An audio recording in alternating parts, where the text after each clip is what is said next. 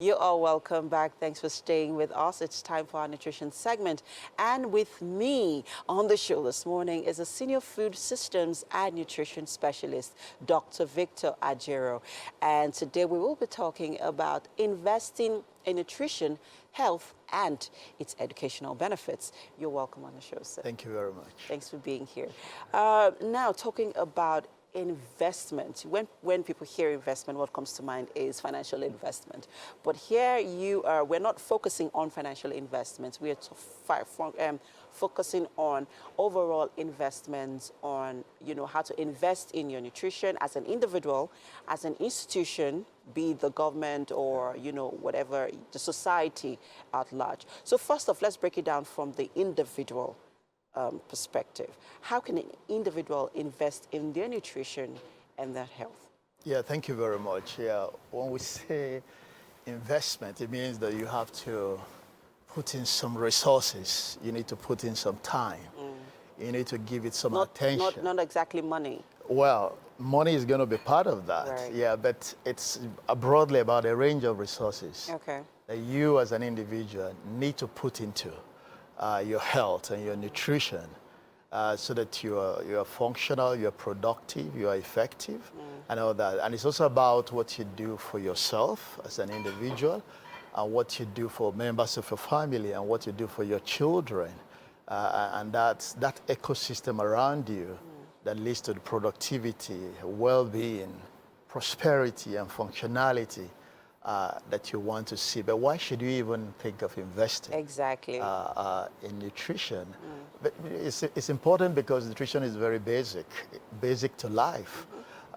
You have to feed. The body requires nutrients, and they depend on those nutrients to function. And so for you to be able to be productive as a social being, as an economic being, and engage in other aspects of life, you have to really invest in your nutrition, in the kind of food you eat, in the kind of environment you stay, and in the kind of things you do. And so those are the kind of reasons why you look at, if you invest properly in nutrition, you won't be falling sick. Your health costs, the amount of money you spend on healthcare will be less and all that. Yeah, but significantly, right? Investing in nutrition can be quite expensive, right? I don't think so. Okay. Yeah, so, both at the individual level and at institutional level, you want to look at the benefit-cost ratio.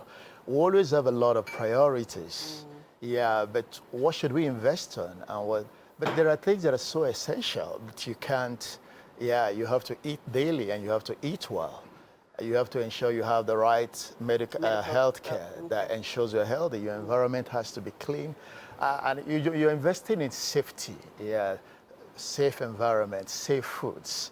Now, if you look at the cost of eating unhealthy food, unsafe food, the diarrhea, the health cost, the loss of time, and the loss of opportunities. So you're going to spend more. But overall, across the world, we've done the kind of benefit-cost ratio and found out that the most cost-effective interventions government, people, individuals can make are nutrition interventions. They're very basic, they're very cheap, and then for every dollar or for every naira you spend, you're going to have sometimes $36 back, you're going to have $45 back, you're going to have over $100 back. So it's not that difficult. And even if you want to look at what you eat and all that, it doesn't need to be expensive for you to be healthy. It's just for you to know the right combination, the right things, and what is available to you in your environment. So that's very important as well. And accessibility, because I mean, some of these things are sort of necessary, to really, to get the balanced nutrients that our body needs to function. Which sometimes cannot be easily accessible. But hey, let's also talk about government's intervention here, because I mean, we also know how important it is for the government to prioritize, nutrition, health, education. Some of these things I've listed are very basic, and they're very, very, very important to our productivity. So now let's talk about how the government can prioritize, or what is it they're doing and what they can do better. Yeah, government needs to prioritize, but let me even say why it's so important for government. We're kind of in a knowledge age, in a knowledge economy. And then the people who lead the world and who are going to lead the world are those who, who have the people healthy, well-nourished, productive, and who have their capacities well developed. And then it starts from our children. It starts from taking care of our mothers, that's where life starts from. And so from inception, from conception to down to early childhood and adolescence and to early adulthood, they're all important stages where we need to invest. Now, you can't compete in a global economy that is driven by knowledge. You talk about the Industrial Revolution. When the bulk of your population are handicapped by the biological consequences of malnutrition.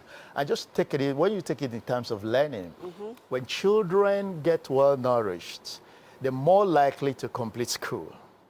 When children get well nourished, they're more likely to learn. And then when children get well nourished, we found out that it affects wages. Yeah. And their development as well. Yeah, people who are well nourished can have more wages, 5 to 50% better wages than those who are less nourished. And then if you want people to escape from poverty, they need to be nourished. You discover that you have 33% likelihood to escape poverty when you're not stunted or malnourished. And so those are all the kind of benefits you find. And if you look at the gross national product, the broader economy, you know, when you reduce the challenge of malnutrition, you're able to build or grow a GDP between 4 to 11%. So that's why government should invest. But how should government invest? You need to invest in the mother. Maternal nutrition is important. We talk about the first 1,000 days. When you start from the mother, and then the child comes, and then you attend to the child. Exclusive breastfeeding, early initiation, and ensuring that the child has the micronutrients that are important, the vitamin A supplementation, extremely important. And then all the micronutrients, you put the micronutrient powders to feed the child. This is a really broad topic, and I'm sure that we'll somewhat continue this conversation on our social media platforms, because there's so much knowledge here that people need to be aware of, not just the government now, but also individuals, because they also need to know that the government needs to support, you know, their rights to some of these, you know, things, basic amenities. Thank you so much, Dr. Victor, for being here. And of course, like I said earlier, the conversation will continue on social media. All right, thank you very much. And next week, of course, I appreciate it. All right.